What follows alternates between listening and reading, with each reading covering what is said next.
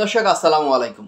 আন্দালিব রহমান পাত্র কার কার ভালো লাগে এই ব্যক্তিটাকে অবশ্যই কমেন্ট করবেন। আমার সব প্রিয়, আমার কাছে অনেক ভালো লাগে। যেমন তার বিচক্ষণতা, শিক্ষকতা, যোগ্যতা, কথাবার্তার ভাষার ধরন, মাধুর্য, রাজনৈতিক বিষয়ে দক্ষ, সব কিছুই এই ব্যক্তিটার মধ্যে আমার মনে হয় যে আছে। আমার কাছে খুব ভালো লাগে তার কথাগুলো। আমি যত শুনি আমার কাছে অতই ভালো লাগে। মানে আমার কাছে বিরক্তি ফিল হয় না। হয়তো এমন আপনাদের কাছেও মনে হবে বা মনে হয়। তো সবাইকে বলবো যে কমেন্ট করবেন এই আন্দালিব রহমান পাথ্যের কথাগুলো আপনার, বা এই ব্যক্তিটাকে কেমন লাগে আপনাদের। তো আন্দালিব রহমান পাথ্য কি বলেছেন এবার ডক্টর ইউনূসকে নিয়ে, সেইটাই শুনুন। ইউনূস সাহেব, পলিটিক্স আর ইকোনমিক্স এক নয়। আন্দালিব রহমান পার্থ। বাংলাদেশ জাতীয় party BJP chairman Andalib Rahman Partha বলেছেন, ইউনূস সাহেব, পলিটিক্স আর ইকোনমিক্স এক নয়। পলিটিক্সে 2 আর 2 22 হয়, আর ইকোনমিক্সে 2 আর 2 4 হয়। মঙ্গলবার 3 জুন ঢাকা রিপোর্টার্স ইউনিটিতে গণ অধিকার পরিষদে আয়োজিত গণহত্যা বিচার ও রাষ্ট্র সংস্কার ও নির্বাচনের রোডম্যাপ শীর্ষক আলোচনা সভায় তিনি এ কথা বলেন। নির্বাচনের প্রসঙ্গে তিনি বলেন, অনেকে বলছেন আপনারা ডিসেম্বরে নির্বাচন চান। ডিসেম্বরে নির্বাচনের কথা আমরা বলিনি, আপনি ইউনূস সাহেব বলেছেন ডিসেম্বরে নির্বাচনের কথা। আমরা বলছি আপনার সে ওয়াদা আপনি রাখেন। আমাদের মুখ থেকে ডিসেম্বরের কথা আসেনি।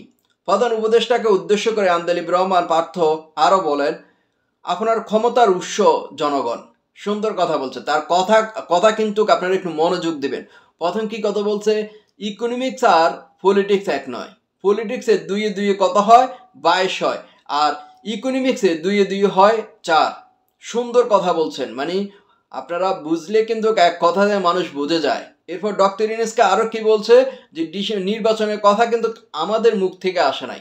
ডিসেম্বরের নির্বাচনের কথা কিন্তু আপনার মুখ থেকে আসছে। আপনি যে ওয়াদা করছেন সে ওয়াদাটা আপনি রাখুন। আপনার ক্ষমতার উৎস কি? আপনার ক্ষমতার উৎস হচ্ছে জনগণ।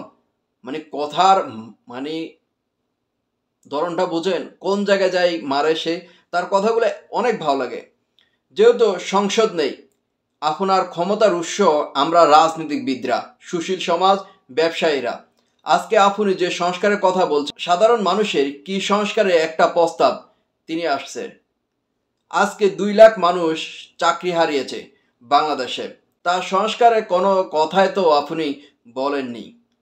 আজকে ব্যবসায়ীরা হাহাকার, এনবিআর দিয়ে এবং বিভিন্ন সংস্কার দিয়ে তাদের শেষ করে ফেলছেন। গার্মেন্টস বন্ধ হয়ে যাচ্ছে, তাদের কথা বলার কোনো জায়গা নেই। 17 বছর বাংলাদেশের মানুষ ভোট দেয়নি। কথাগুলো কত মানে একটু বোঝার চেষ্টা করেন। 17 বছর বাংলাদেশের মানুষ ভোট দেয়নি। আপনি মানুষের ক্ষমতাটা মানুষের হাতে দিয়ে দেন। মানুষ আপনাকে সবসময় স্মরণ রাখবে। আমরাও আপনাকে শ্রদ্ধার সঙ্গে স্মরণ রাখব।